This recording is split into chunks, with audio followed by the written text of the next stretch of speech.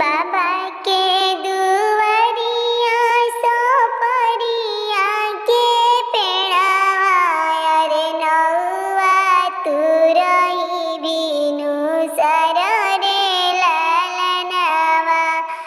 चाचा के दुआरिया सोपरिया के पेड़ावा रे नौआ तो रही बिनु सर रे लालनवा।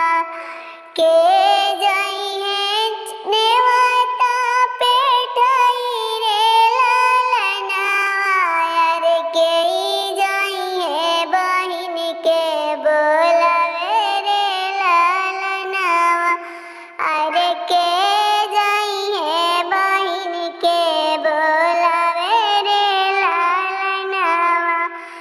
नौआ जे जइहे बहिन देशवा रे भैया जइहे नेवता पेठावे।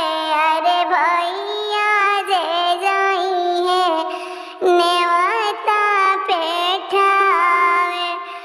ऐसन बोली जानी बोला मोरे रनिया रे हम जाइब बहिन दे